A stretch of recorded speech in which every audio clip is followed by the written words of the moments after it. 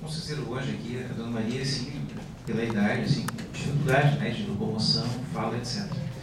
Mas esse fenômeno é bem recente. Ela, até há pouco tempo atrás, ela era muito comunicativa, como mencionou o Otávio. Várias vezes que fui no patronato, eu conversei com ela. E essa história, daí eu perguntava para ela como é que eram as coisas no passado, lá, para ela me contar. Quando ela levou os presos para a casa dela a primeira vez, isso teria acontecido durante uma viagem dos seus pais. Ela aproveitou que a casa estava vazia e levou os presos para lá. E aí perguntei para ela, mas e o seu pai? O que ele disse? Ela me olhou assim, papai ficou muito bravo. E a outra, uma vez eu perguntei para ela como é que era na casa de correção, como é que era o tratamento que os servidores davam aos presos na casa de correção. E ela disse, olha, eles eram muito maus. Tinha pessoas, eles eram muito maus. E ela exigiu do governo do Estado, primeira exigência, que o servidor penitenciário da época soubesse ler e escrever, porque eles não sabiam. Uma das primeiras exigências dela, que o carcereiro soubesse ler e escrever. E para acabar com os espancamentos, essas coisas, ela passou a exigir que dispensassem a ela o mesmo tratamento dos presos.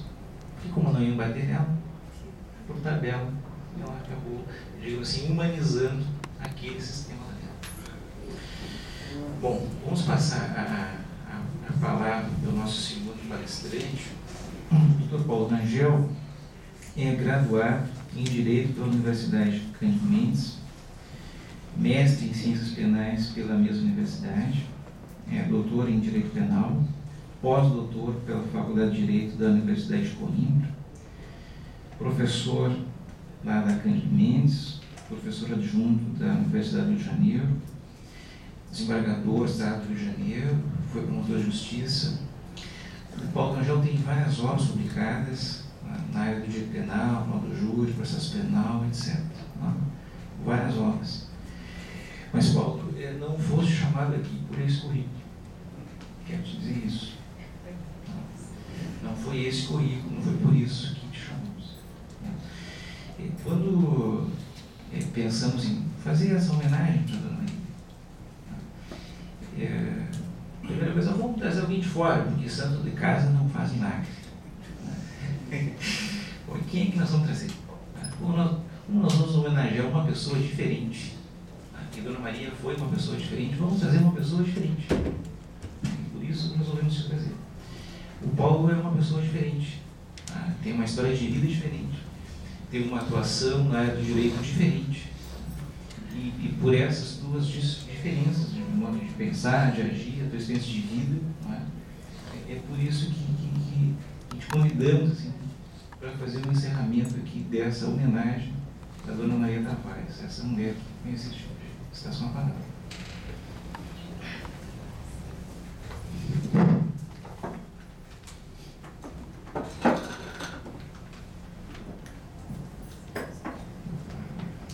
Bom dia a todos. É um prazer muito grande retornar aqui a Júris, em especial nesse dia também tão especial, que é o dia de homenagear a doutora Maria Ribeiro da Silva Tavares. Eu digo doutora, não necessariamente por ter feito algum doutorado ou não é essa a questão, mas por ser há mais de 50 anos a maior conhecedora do assunto que chama-se ressocialização dos presos. Ou seja, eu não era nem nascido, eu estou com 51 anos de idade, e ela já estava trabalhando com ressocialização de presos. Quer-se dizer, isso supera, doutora Maria Paula, qualquer curso que nós tenhamos feito ao longo da nossa vida, porque eu confesso, Sidney, que fiquei muito feliz com o convite por vários motivos. Primeiro, por retornar ao Rio Grande do Sul, que eu sou um pedaço gaúcho.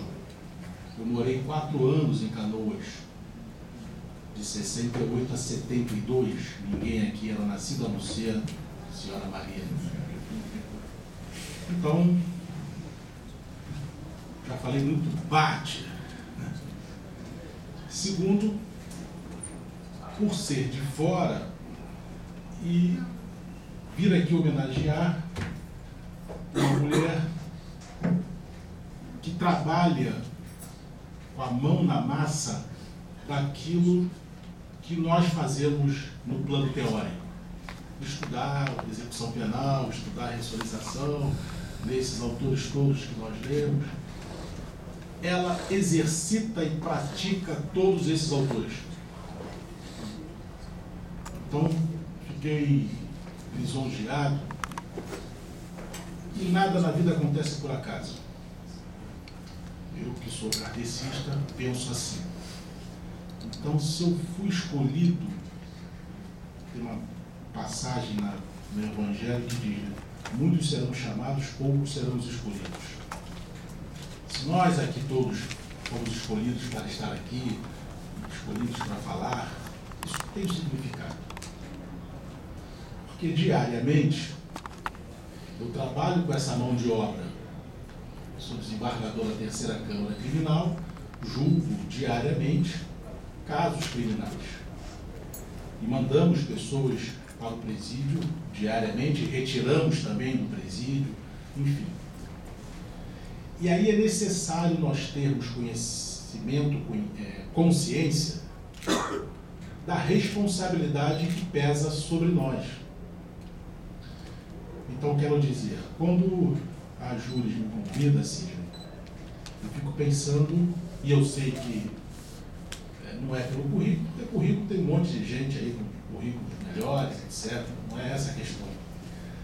Mas é a responsabilidade social e ética de você sair daqui consciente de que, quando ela diz que não existem criaturas irrecuperáveis, mas métodos inadequados, é a pura verdade. É a pura verdade. Eu trouxe, por coincidência, quando você me fez o convite, eu estava lendo agora, dia 31 de março, o jornal O Globo, que traz a manchete aqui dentro do jornal: do complexo do alemão para o mundo da moda, com o desejo de viver em paz. Ex-traficante, agora cinegrafista do Afro-Reg, se reinventa como modelo e quer fazer cinema. Diego Mr. M, que já foi braço direito do chefe do tráfico no complexo do alemão, agora é modelo do selo Reserva Mais A. A linha, que estará nas lojas em setembro, terá a renda revertida para os projetos sociais do Afro-Reg. Ou seja, um jovem que, como diz aqui, deixou o tráfico para virar modelo, cinegrafista, etc. Por quê? Porque foi dada a oportunidade a ele dele se reintegrar à sociedade através de um programa sério, de um programa que já vem sendo feito pela doutora Maria Tavares há longas décadas. E aí ela tem razão quando professa: irrecuperáveis, ninguém. O que existe é o método para este caso específico inadequado. E aí, para cada preso, haverá um método. Quando eu vi esse trabalho da doutora Maria Tavares, e lendo tudo que nós já lemos, eu me lembrei da leitura de Kant, quando ele diz para nós assim: o homem não é uma coisa, não é, portanto, um objeto que possa ser utilizado simplesmente como um meio, mas, pelo contrário, deve ser considerado sempre em todas as suas ações como um fim em si mesmo. Portanto, não posso dispor do homem, da minha pessoa, para o mutilar, o degradar ou matar. Quer dizer, Kant, o que ela fez e faz durante toda a sua vida é procurar no homem o fim em si mesmo, trazendo a realidade social vigente, reintegrando e recuperando ele, porque ele é o fim visado pela sociedade. Ele não pode servir de instrumento para que eu venha matá-lo, mutilá-lo, degradá-lo, humilhá-lo e etc. Ela trabalha com Kant há muito tempo.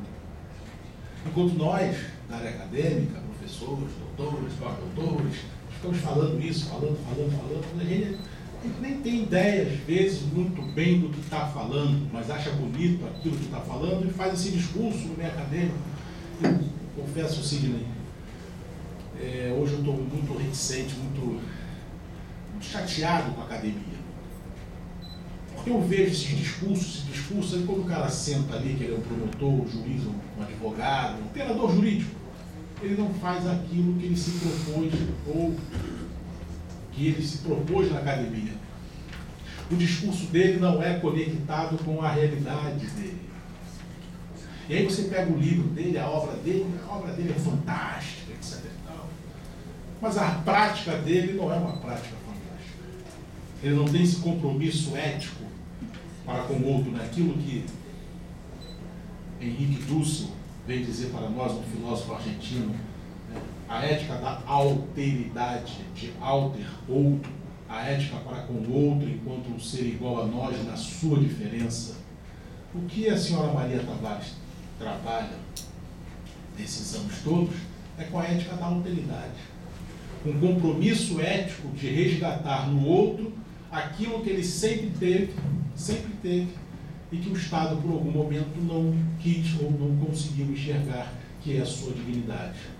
E ela ofereceu a essas pessoas, ao longo da sua vida, a sua energia, o seu tempo, o seu dinheiro, o seu amor, tudo. Ela dedicou e dedica, desde 27 de novembro de 1912, toda a sua vida à recuperação de pessoas. Se nós pararmos para pensar que o Estado, que tem muito mais condições do que ela, se fizesse o que ela faz, nós não teríamos esse índice de reincidência que nós temos. A conclusão que nós chegamos é que o que não existe é vontade política por parte de alguns. E aí você coloca muito bem, né, como Foucault fala que o sucesso de um sistema prisional é o insucesso de uma sociedade. Uma sociedade não se constrói com presídios. Uma sociedade se constrói com escola, com educação, com professores. Eu fico muito triste. O Brasil, nós, por ser um país ainda de modernidade tardia, você diz que é desembargador, juiz, ministro, essas coisas, todo mundo. Você diz que é professor, seria o contrário, né? Quando eu estive lá em Coimbra fazendo meu pós-doutorado, e saía com o professor Canutilho para tomar um café, almoçar, enfim, o respeito que as pessoas têm pelo professor. Ele é professor da Universidade Política, tapete vermelho, cara.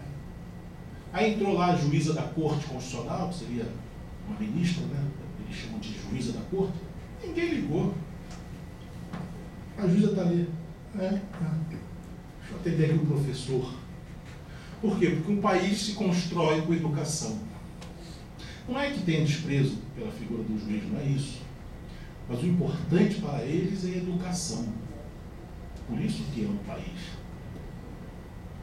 com todos os problemas que tem, mas alguns países da Europa estão já anos-luz na nossa frente. Porque nós ainda estamos voltados para o cargo, para o poder, para o dinheiro. Nos despertamos de que aquele professor do ensino fundamental, esse cara tem que ser o cara mais bem pago do país. O cara que vai ensinar uma criança a ler e escrever. Eu, professor universitário, já pego eles prontos. Todos prontos. Já sabem ler e escrever. E aí, dentro dessa linha que Kant vem nos colocar e que, quando li a obra da doutora Maria Tavares, eu me lembrei dele, ele, no seu imperativo categórico, fala para nós: age como se a máxima de tua boa ação se devesse tornar pela tua vontade em lei universal da natureza. Você imagina se o que ela faz, todos fizessem e isso se tornasse uma lei universal? Por isso eu digo, quando sou escolhido para vir aqui falar, fiquei pensando, mas eu não conhecia o trabalho dela, não conhecia a senhora Maria Tavares. Aí me mandaram pedir, me manda o livro, me mandaram o livro impresso, eu li, eu tomei consciência, falei, Rangel, é porque você tem a responsabilidade funcional de retirar, de mandar, de progredir de regime, de regredir de regime, tudo que se refere ao sistema carcerário está também nas suas mãos como desembargador. E aí você tem o papel de conscientizar os seus pares, que às vezes não querem ter consciência disso. Não querem parar para olhar o outro. Isso passa necessariamente por essa ética da alteridade de Dussel. Olhar o outro enquanto um ser igual a nós, vírgula, na sua diferença. Para que nós tenhamos o quê? Responsabilidade com a decisão que vamos dar. As discussões acadêmicas, doutrinárias, de progressão de regime, não. Se eu puder progredir o regime para que ele possa, aos poucos, ir se reintegrando à sociedade, ótimo. 2/5, 3/5, 1/6, essas contagens que as leis ficam falando, isso não me interessa. O que me interessa é o outro. Usar o direito como respeito ao outro. E não o direito como aplicação da lei. Se for assim, é fácil. Qualquer um consegue fazer. Falei disso, isso para aplicar a lei pronta. Significa, dentro desse contexto com que a doutora Maria Tavares vem trabalhando já ao longo dessas décadas, o trabalho dela tem que ser reeditado, tem que ser divulgado para todo o país. Eu vou levar o livro dela para o Fórum de Execução Penal lá no Rio de Janeiro e falar com o presidente do Fórum, que é um desembargador amigo, de que nós temos que rediscutir a execução penal à luz do que ela já vem fazendo há décadas. Não é com base na lei nova que saiu. Essa lei nova por si só não diz muita coisa se eu não tiver o compromisso com o outro. É simplesmente mais uma lei que vira, como nós gostamos de dizer na gíria, uma lei para inglês ver. Porque dependendo do sabor do Estado, ou a lei vem mais rigorosa, ou ela vem menos rigorosa, esse é um detalhe. Mas eu tenho que perceber que dentro desse trabalho, com o qual ela vem já se debatendo há muitos anos, o outro tem que ser o objeto final de todas as minhas ações. E quanto menos presídios eu tiver, e mais escola, mais educação, melhor será para a sociedade. O que não significa dizer, e nós temos que ter sempre cuidado, porque do outro lado tem um reacionário nos ouvindo, e ele deve estar pensando assim, né? Isso, já escutei isso diversas vezes. Você está preocupado com o preso? Estou. Aí a vítima, que está no cemitério. Oh, que argumento. E usa um argumento assim, do senso comum teórico, fantástico. Eu vou lá para o cemitério, Angel. Então, boa, forme lá, se puder entrar num túmulo, se cobrir de terra, a gente agradece. Esse teu discurso não resolve o problema. Ou seja, nós não estamos discutindo, e ninguém está dizendo que o homem que cometeu um crime grave não tenha que ser punido. Tem. Ponto. O que nós estamos dizendo é que a punição por si só não vai diminuir a violência. O que nós estamos dizendo é que, uma vez punido, nós temos que dar tratamento a ele para que ele saia da cadeia um outro homem para não mais cometer o crime. E aí nós temos que investir neste homem dentro do sistema prisional, para que ele possa olhar no fundo do túnel e verificar uma saída, que é a saída do estudo, do trabalho, da reintegração dele à sociedade. É isso que ela trata aqui, nesse trabalho muito bem escrito, e que deve, a Júlia está de parabéns, Cid, deve ser reeditado, divulgado e espalhado pelo Brasil. E aí nós não podemos ser egoístas de que esse trabalho tem que ficar só no estado do Rio Grande do Sul.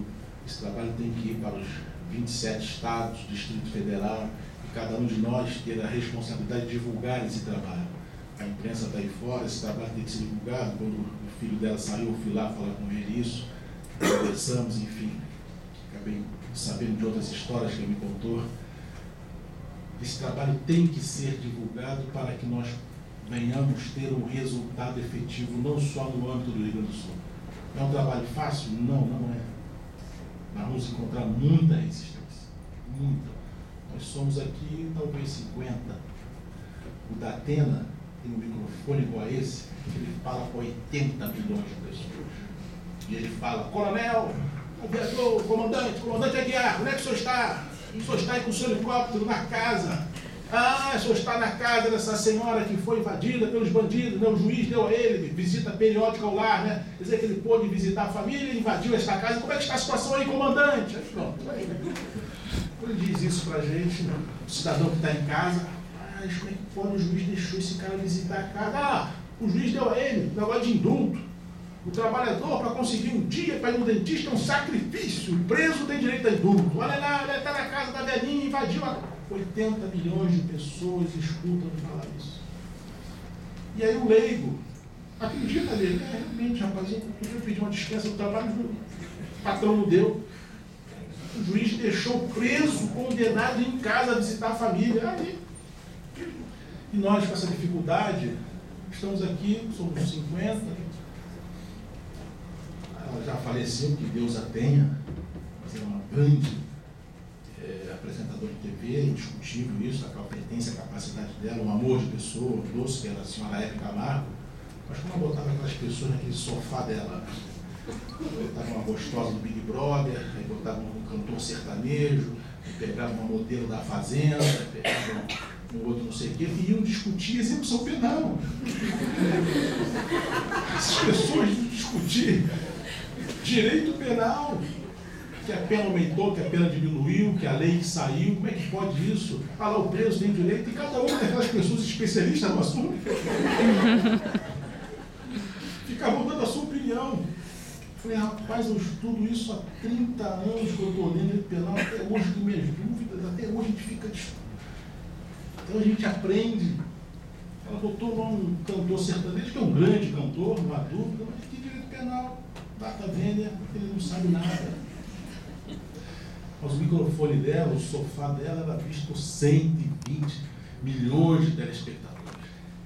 Ou seja, estou dando esse exemplo de uma informalidade para dizer que a nossa luta é muito difícil, porque nós somos poucos contra milhões e milhões de pessoas que estão pensando o contrário, e outros que detêm o poder de um microfone, uma televisão, uma imprensa, maior ainda. Quando essa moça lá no Rio de Janeiro, lá no Piraí, mata um menino de 6 anos, empregada, vocês ouviram na imprensa, é difícil você fazer um discurso. Mas é óbvio que quando ela mata um menino de 6 anos, ela tem que ser punida. Ponto. Ninguém em sã consciência advoga o contrário. O que nós queremos saber é o porquê que ela matou o menino, o que nós vamos fazer com ela agora no presídio. Será que ela vai sair pior, vai sair melhor? Essa é a discussão. O que nós estamos fazendo com ela lá agora nesse presídio? O que vão fazer com ela? Primeiro vão ter que isolá-la para não matá-la. E qual o trabalho que será feito nesses anos de pena que porventura ela possa ganhar, para que ela, ao sair da progressão de regime, no final da pena, não importa, saia uma pessoa melhor, saia uma pessoa recuperada, ressocializada. Esse é o objetivo maior hoje nosso. Nós não estamos, eu pelo menos não estou advogando a impunidade, ninguém em sã consciência advoga isso. Nós estamos discutindo a reintegração do preso, a ressocialização, o tratamento humano, digno, decente a ele enquanto estiver cumprindo pena, para que ele possa efetivamente ter o tratamento devido e necessário. E é isso que eu observei atentamente no trabalho da doutora Maria Tavares, e eu agradeço muito a Deus. Você vê que ela é uma missionária, né? Eu tenho muito essa questão espiritual comigo. Ela é missionária, ela veio à Terra para fazer esse trabalho, ela cumpriu e cumpre com a sua missão, ninguém pode dizer que não. Com todas as dificuldades que ela deve ter tido ao longo da vida, que no fundo nós não vamos conseguir nunca saber, porque cada segundo, cada minuto, né, cada hora dela lá conversando, tratando com o governo, não tratando com a iniciativa privada, enfim, ela deve ter lá as suas dificuldades, mas ela conseguiu cumprir com a sua missão que foi lhe dada. E ser um missionário disso, isso é muito difícil num país como o nosso, mas ela cumpriu com a sua missão. E nós temos essa responsabilidade. Qual? De fazer com que o trabalho dela não morra. Ela já está cansada, ela já não tem mais condição física de sair na frente, nós temos que dar continuidade. Quando digo nós todos do Brasil, não são só os filhos, os parentes, né? Seria muito egoísmo de nossa parte. Vocês aí, filhos, vão ter que continuar o que ela está fazendo, hein? A gente vira a cara. Não, vamos apoiar esse trabalho em outras frentes, em outros estados, fazer mostrar às pessoas que é possível, que o Estado é quem deveria fazê-lo, e é possível fazê-lo. Se ela conseguiu fazer, por que o Estado não conseguiria fazê-lo? Imagina. Eu tenho um exemplo clássico no Rio de Janeiro. Vivo lá, as favelas eram impenetráveis, arriscado você passar na porta, ou na esquina, ou perto, próximo a uma favela, que de repente o bandido podia descer com 5, 6, tomava o seu carro e usava o seu carro como eles chamavam de bonde. E aí o Estado chegou e disse: peraí, os bandidos tomaram conta do morro? Tomaram conta. Aí depois veio o negócio de milícia. O que é milícia? Policiais militares, civis, bombeiros, enfim, agentes do Estado que se armaram ilegalmente e tomaram conta, e eles agora estão explorando. Se o tráfico tomou conta, se a milícia tomou conta, eu também posso tomar conta. Aí chegou um governador e disse: eu vou botar a polícia lá. Então, aí vieram as UPPs. Então, o Estado tomou conta já de 30 favelas, ainda tem muita coisa para ele fazer. É um primeiro passo, não é o único. Por quê? Agora a polícia está aí. Então acabou esse negócio de traficante andar armado, de fazer isso e fazer aquilo. Eu agora vou entrar com escola, assistência social, área de lazer, trabalho, urbanização. Você imagina um lugar não ter coleta de lixo? Uma favela não ter coleta de lixo. Imagina se aqui em Porto Alegre os garis fizerem greve de 2 dias. Você não anda nas ruas. 2 dias só. Ninguém anda nas ruas. Eu até brinco muito. Eu corro ali na praia de Copacabana e tem uns garis que já são conhecidos, converso, bato papo com eles. E uma vez eu falei para ele: rapaz, pelo amor de Deus, não faz greve não, cara. Nós estamos vendo aí, não, pelo amor de Deus. Se o presidente do meu tribunal não aparecer uma semana, ninguém vai saber. Não faz falta. Não faz falta. Eu não estou aqui? Estou. O que falta fazendo lá? Nenhuma. Se o gari parar 2 dias, é o caos na nossa. Ele é o cara mais importante. Você entendeu o que eu quero dizer? Ele é importante. Se o médico, se um enfermeiro lá, fizer uma greve no hospital, o hospital está fechado. É o caos. Esse cara é importante. 5 desembargadores não apareceram para trabalhar. Pois ainda bem, né? Menos injustiça, menos coisa errada. Ótimo, que bom. Mas o médico, o professor, enfim. Então essas pessoas são importantes. E aí o Estado, óbvio, entrou nas comunidades com projetos sociais de urbanização, recolhimento de lixo. Imagina a quantidade de doença que não tinha nesse lugar. Ou seja, não é só o braço armado do Estado. O braço armado, no primeiro momento, tomou conta: bom, agora a situação é nossa. Agora, doutor, médico, professor, entra. Gari, pode entrar para trabalhar. Tem que ter um posto de saúde funcionando 24 horas para desafogar o hospital da região. Então, a pessoa, em vez de ir para o hospital fazer um curativo, faz aqui no posto de saúde. Se tiver que operar, vai para o hospital, lá para o centro cirúrgico. Mas o atendimento principal faz aqui. Ou seja, cidadania. Se é possível fazer isso ali, por que não é possível fazer isso dentro do presídio? É claro que é possível. Traz problemas? Traz problemas. Mas o problema que traz não significa dizer que você não vá consertá-lo para dar prosseguimento. No caso da UPP, 2 ou 3 policiais que se envolveram com crime, afasta, pune. Você não pode acabar com o projeto. No presídio é a mesma coisa. O fato da senhora Maria Tavares ter tido problema no início, ou no meio, ou ter tido hoje, não significa dizer que vai acabar o projeto de recuperação que ela muito bem fez. Vamos ver onde é que deu errado, consertar e vamos continuar. Os exemplos estão aí. Para isso é preciso que haja interlocução do Estado com o preso. Eu dizia ali do nosso amigo Roberto? Otávio. Eu fui policial civil no Rio de Janeiro e trabalhei em carceragem. Eu nunca tive problema. Por quê? Porque eu conversava com o preso. Eu falando, olha só, me ajuda a resolver o problema. Porque o problema maior vai ser de vocês aí dentro, eu estou aqui fora. Então me ajuda a não ter problema aí dentro para que vocês aí dentro continuem bem. O que vocês estão precisando? Comida. A comida que está dentro está estragada. E qual é a solução que vocês querem? Olha, nós nos cotizamos aqui e arrumamos dinheiro para comprar comida. Então você vai lá fora comigo comprar comida. Eu peguei o preso, fui no mercado, ele fez compra, voltamos, eu não precisei revistar comida, porque não tem serra, fui comprar com ele. Então não tem arma, não tem nada. Ele pegou a comida, distribuiu, pronto, resolveu o problema. O que mais está acontecendo? Não, só visita a gente aí, poxa, uma vez por semana, se pudesse ser segunda e sexta, segunda e quinta. Ah, vou falar com o delegado. Doutor, para acalmar, eles precisam ver a mãe, a tia, a irmã, o filho. Tá bom, responsabilidade sua. Fulano da sua. Tá na minha conta, hein? Você conversa com ele, acabou com o problema. Uma medida boba, simples. Você imagina um presídio, isso é porque ela não é delegacia, imagina um presídio, se houver essa interlocução. Mas para isso tem que ter o quê? Vontade política. Tem que ler o trabalhinho aqui da doutora Maria Tavares, para ela passar a experiência dela, porque ela vive com a mão na massa. Diferente de mim, que estou lá no meu gabinete, ar-condicionado, papel, processo que eu fico olhando, preso, querendo isso.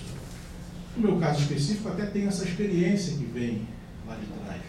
Mas um juiz que entrou lá, minha ex-aluna entrou agora com 25 anos, saiu da faculdade com 22, 23, 2 anos e meio depois, tomou posse como juiz. Ele ainda tomou posse porque nós corremos, que ela não tinha tempo de 3 anos, entramos com recurso, resolvemos a vida dela. 25 anos, é juíza.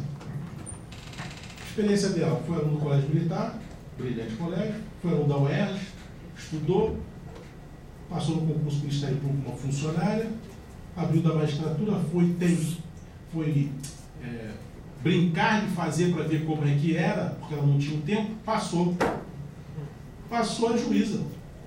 A juíza tem que decidir. Ótimo para a família, a mãe está toda feliz, ela também está empregada, tal. Sim, mas a experiência agora para lidar com isso aqui, ela não tem. Eu falei para ela, você tem que ter sensibilidade, bom senso. Então, depois que você tem que decidir, é muito fácil você olhar o papel. Ela tem a experiência do dia a dia. E, por coincidência, também no papel, porque escreveu um trabalho fantástico. O currículo dela é fantástico. O currículo da doutora Maria Tavares é fantástico. Eu mostrei para minha mulher, eu falei, olha aqui, Eliane, ela tem 101 anos, olha o que ela já fez na vida. Ela ficou impressionada. Porque quando você fala que a mulher tem 101 anos, você pensa, do México. Ela nasceu em 1912, a mulher, na época, não tinha essa projeção que tem hoje.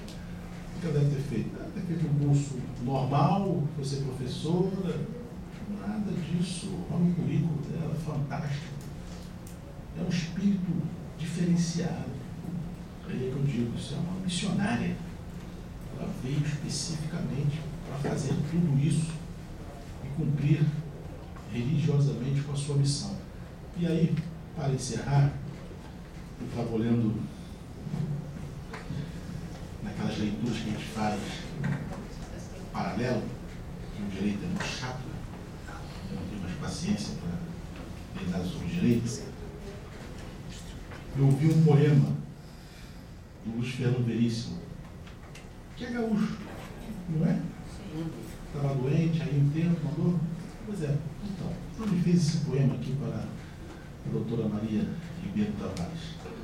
Ele diz aqui: Tenho apenas um exemplar em casa, que mantém com muito zelo e dedicação, mas na verdade acredito que é ela quem me mantém. Mulher vive de carinho, dele em abundância. É coisa de homem, sim, e se ela não receber de você, vai pegar de outro. Beijos matinais e um eu te amo no café da manhã. As mantém viçosas e perfumadas durante todo o dia. Flores também fazem parte do seu cardápio. Entregaram para ela.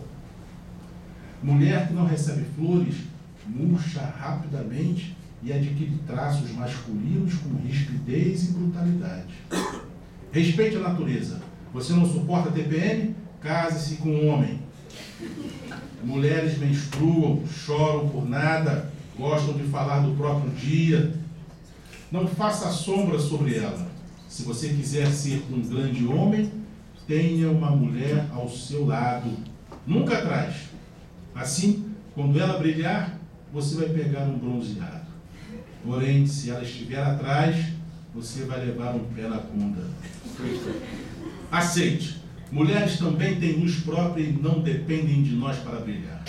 O homem sábio alimenta os potenciais da parceira e os utiliza para motivar os próprios. Ele sabe que preservando e cultivando a mulher, ele estará salvando a si mesmo. Meu amigo, se você acha que mulher é caro demais, vire gay. Só tem mulher quem pode. Ou seja,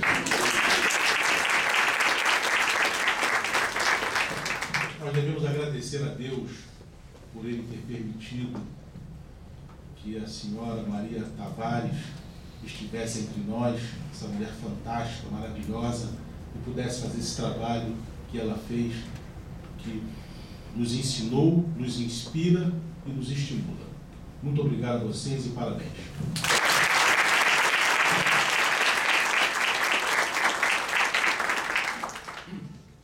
Eu queria registrar também a presença do Conselho da Comunidade, que se faz presente no evento. E para encerrá-lo, temos atrás o Carlos, que está lá no fundo, que é neto da Maria. Eu olhei umas fotos, né? O Carlos, acho que eram apenas umas bicicletinhas, né? Pequenininho, porque o Carlos se criou alguns presos lá no patronato. E o Carlos é doutor em economia, uma faculdade lá nos Estados Unidos. Para ver que se convive com preso não contamina, não faz mal. Não faz mal. E o Carlos é que conseguiu um exemplar do livro e me provocou, olha, nós temos que editar esse livro, é o último que nós temos, né, Carlos? Então eu peguei aquele livro, ficou na minha gaveta um tempão, até tinha esquecido, e um dia ele me cobrou. Né? E aí então eu procurei a Júris, né? Assim, sem aviso prévio, vim numa reunião pessoal, apresentei o livrinho, apresentei a foto histórica dela, lá da década de 40, com uns seus 30 e poucos pegou para casa, levei mais uma foto do Dávio ali, né? E mais uma foto atual dela com os presos. E aí, naquela reunião que nem era para isso, né? O pessoal se comoveu, não é? Já descemos um andar ali no Sicredi, que é o pessoal do dinheiro, não é? Enfim, então surgiu aqui este evento, tá? Que agora eu dou por encerrado, convidando os 12, então, um coffee break aqui do lado, aonde então nós distribuiremos gratuitamente essa obra, não é? Registrando o patrocínio então do Sicredi, que foi ele quem ao fim e ao cabo pagou isso tudo. Muito obrigado, Maria Palma, muito obrigado, Angel. Eu acho que foi um evento assim próximo, né?